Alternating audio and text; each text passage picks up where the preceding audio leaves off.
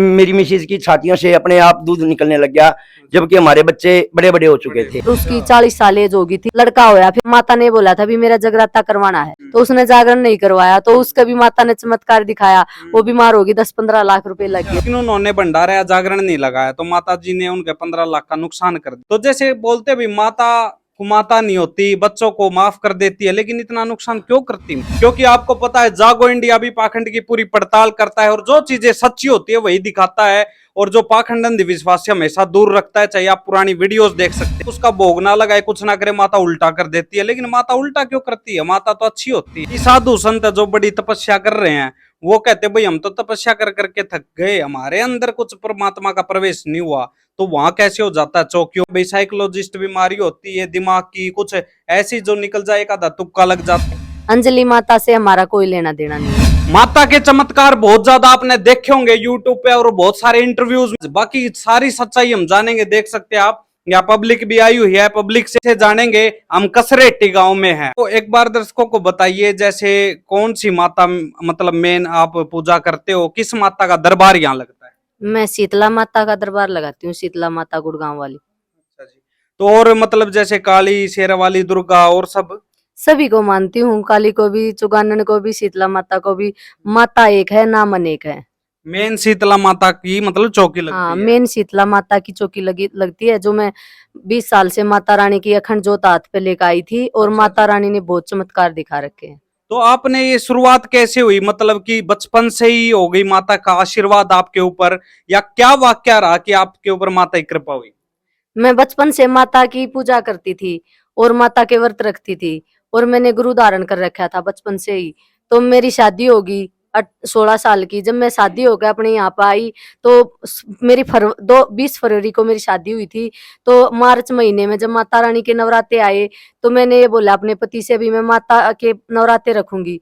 तो मेरे पति ने बोला भाई मैं ही तेरे लिए माता हूँ, हमारे घर में माता की कोई लाग नहीं है, और ना माता को मानना है तेरे को। तो मैंने बंद कर दिए। उसके बाद मैं बीमार रहने लगी, तो मेरे को एक औरत दिखाई दी सपने में, अग बेटा मेरे को लाल चुंदड़ी वार कर रख दे।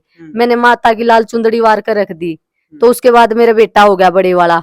फिर उसने एक दिन मेरे माता का प्रवेश शरीर में, पता न क्या हुआ, प्रवेश हो गया किसी चीज का। मतलब वो पहला प्रवेश था उस दिन?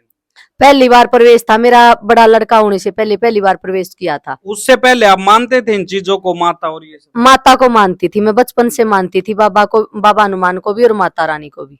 अच्छा। फिर आप में उस दिन पहले दिन कुछ एहसास हुआ, तो कैसा एहसास था, कैसे शुरू हुआ? तो उसने ये बोला था माता रानी ने कि भैया आपका इसका 9वां महीना लड़का हो जाएगा, मेरे ऊपर लेकर आओ इसको गुड़गांव धाम पे। अच्छा अच्छा। तो फिर मेरे ये घर वाले नहीं लेकर गए, ये बोले भाई हम नहीं मानेंगे माता को।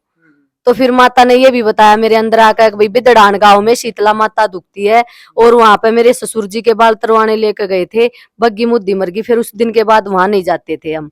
फिर हमने, मेरा लड़का हो गया, लड़का होने के बाद फिर मैं ये नहीं माना इन्होंने, तो मैं बीमार रहने लगी, यहाँ तक कि मेरा कैंसर भी घोषित कर दी थी। फिर उसके बाद ये हुआ भाई, ये माता आने लगी, माता चमत्कार दिखाने लगी, भाई जिसको ये बोल दिया जाता है 9वें महीने लड़का हो जाएगा तो लड़का हो जाता, अगर ये बोल दिया तेरे को तेरा ये काम हो जाएगा तो वो हो जाता। फिर मैंने अपनी कपड़े की दुकान कर रखी थी बहुत बढ़िया, उसमें 30-35 लाख का सामान था, एक परचून की दुकान थी और हलवाई की दुकान थी, हमारी 3 दुकानें थी। तो किसी बंदे ने मेरी दुकान में आग लगा दी। आग लगाने के बाद पूरा सारा सामान जल गया। फिर मैंने फिर दोबारा से फिर दुकान कर ली। भैया माता बोलती थी भी माता मेरी सेवा करो और चौकी लगाओ। मैंने बोला था माता रानी मैं हम चौकी नहीं लगाएंगे, क्योंकि कोई नुकेगा खान कमान का ढंग टो लिया, कोई यूं कहेगा भाई अपना धंधा करण थी कराया। माता आती थी तो हम ये कहते थे भाई हम चौकी नहीं लगाएंगे, बिल्कुल भी नहीं लगाएंगे। तो फिर माता बोली बोला मैं इसको बीमार कर दूंगी। माता को मैं सच्चे मन से मानती थी, और माता ने ये बोला मेरी जोत लेकर आओ अखंड गुड़गांव से।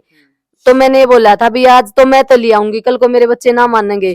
तो मैंने ये मेरे पति ने माता जी से बोला भाई हम है ना ये बोल के लेकर आए थे, जब तक हम जीवेंगे जब तक आपकी सेवा करेंगे, और हम जोत ले आएंगे, चौकी नहीं लगाएंगे। फिर हम 5-6 साल तक हमने खाली जोत की पूजा करी और उसकी सेवा करी।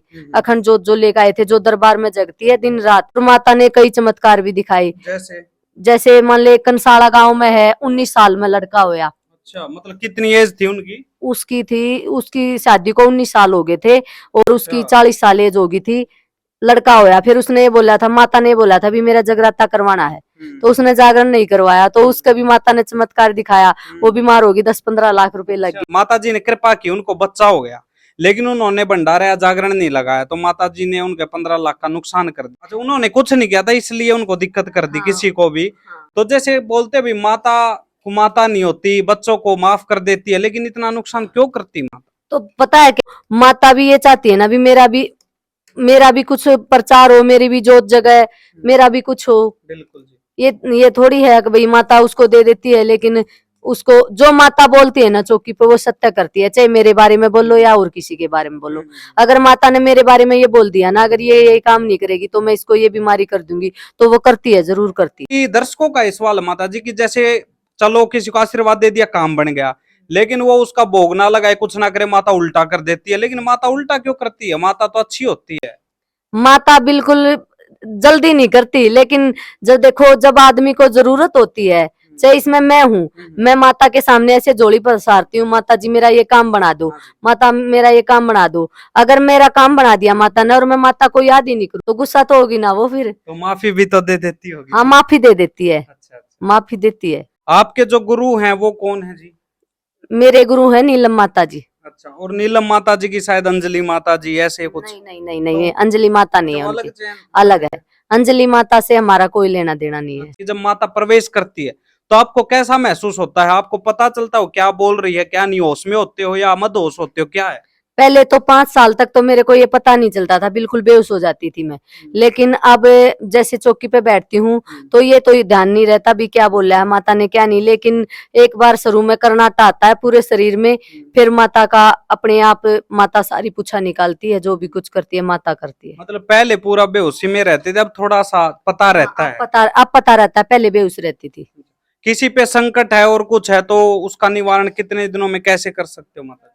हमारे यहाँ पे चाहे माता रानी 7 चौकी बताती है लगातार, माता जी बताती हैं, 7 चौकी बताती है, जो माता आती है गुड़गांव वाली, उसके बाद आदमी अपने आप जुड़ना चाहता है वो जुड़ जाते हैं। भाई महीने में, 2 महीने में या जगराते पे आते हैं बंदे। तो ऐसा तो कुछ नहीं है ना भी सैनक वगैरह रखवाई जाती हो या वो ऐसा कुछ हो?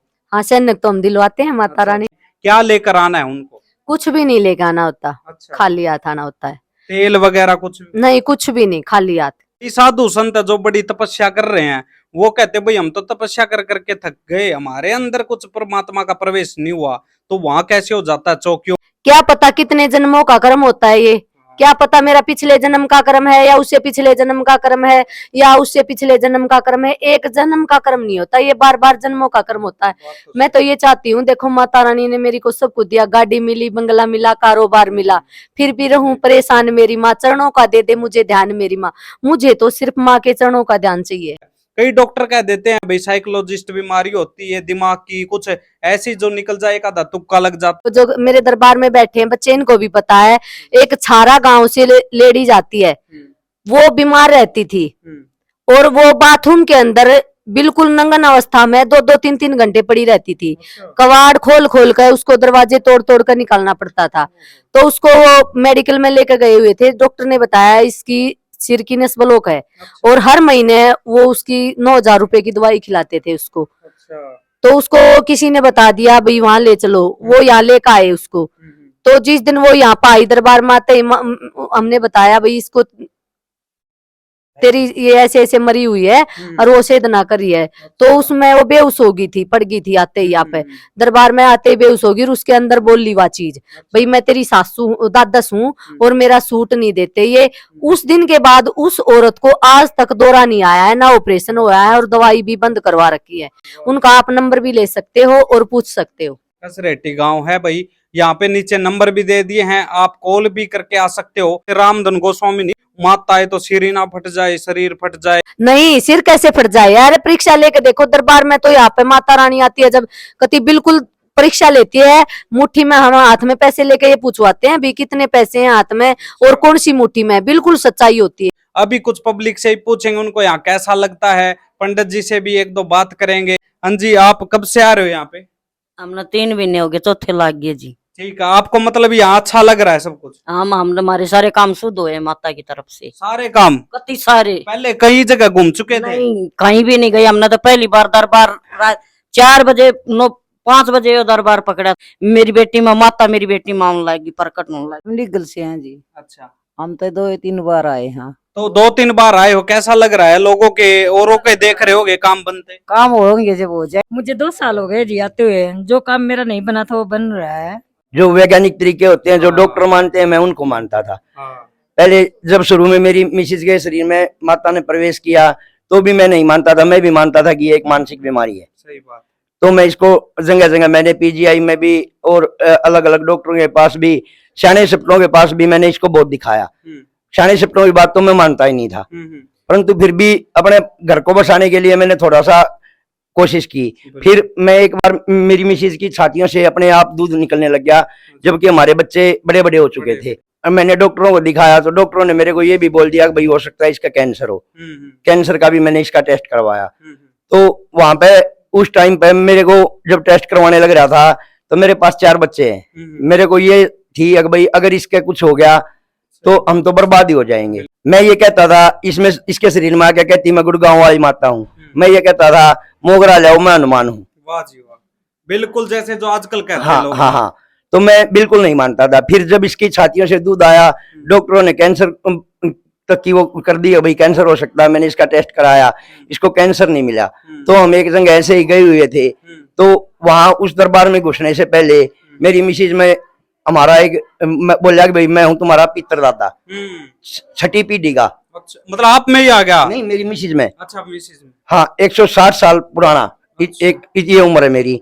तो हमने पूछा भाई हम तो जानते नहीं आपको, हमको नाम बताओ। सही बात। उन्होंने बताया मेरा नाम रतिराम है। अच्छा। हम 4 भाई थे, रतिराम, परसाराम, मुखराम और रतिराम। तो 4 भाई बताने के बाद उन्होंने जीतराम, परसाराम, मुखराम और रतिराम 4 भाई बताए। तो उसके बताए तो हमने बोला मगा हम तो जब मान लेंगे जब ये कहीं से साबित होगी ये बात। तो उन्होंने कहा भाई आप गढ़गंगा जाओ और वहां से अपनी पूर्वजों की लिस्ट निकलवाओ। हमने वहां जाके निकलवाई तो उसमें रतिराम पा गया। अच्छा, आपको भी नहीं पता था रतिराम है या नहीं? और उन्होंने हमारे दादा हमारे पापा को भी नहीं पता था, हमारे ताऊ जी थे उनको भी नहीं पता था। तो हाँ इतना हमारे को पता था भाई जीतराम जो था उसकी हमारी प्रणाली है। ठीक है, फिर जीतराम के बाद जब रतिराम का भी उसमें नाम आया तो हमने वहां जाकर निकलवाया, वो मिल गया। वो मिल गया तो उसने हमने पूछा भाई अब फिर आए वो शरीर में। तो फिर हमने पूछा कि भाई आपका कब करा काम, जो भी क्रिया होती है आपकी वो कब कराएं हम। तो उन्होंने बताया अगर मैं जो मिट्टी गैस निर्जली गैस जेठ महीने में आती है, इस वाले दिन मेरी डेथ हुई थी, उस दिन मेरा जो भी है वो करो आप। अच्छा। हाँ, तो हम फिर वहां दोबारा गए गढ़गंगा, हमने वहां फिर देखा, उसके उसी दिन की डेथ मिली। अच्छा, ठीक है, तो उस दिन की डेथ मिलने के बाद हम हर साल जेठ महीने में जो एकादशी आती है उसके दिन उसका जो क्रियाक्रम होता है वो हम करते हैं। तो उसी दिन जब उन्होंने ये कहा था अगर भाई मैं रतिराम बोल रहा हूँ, तो उन्होंने ये बताया था हमारी भैंस थी, हम भैंस रखते थे पहले, तो उसकी धार निकालते दूध में बिल्कुल सब कुछ नहीं दिखाई देता था। धार निकालने के बाद आधा घंटा दूध को रख दो, ऊपर से लाल हो जाता। तो उस दिन ये कहा भाई तुम मेरे को मानोगे तो आज के बाद तेरी भैंस के दूध में कोई दिक्कत नहीं होगी। उसमें कोई नहीं हुई। फिर मैं थोड़ा थोड़ा विश्वास करने लग गया, थोड़ा थोड़ा विश्वास करने लग गया, थोड़ा थोड़ा किया तब भी ये नहीं कि भाई स्पष्ट किया। माता ये कहती अगर भाई चौकी लगाओ, मैं ये कहता नहीं, मेरे पास दुकानदारी है, मैं मेहनत करके खा सकता हूँ।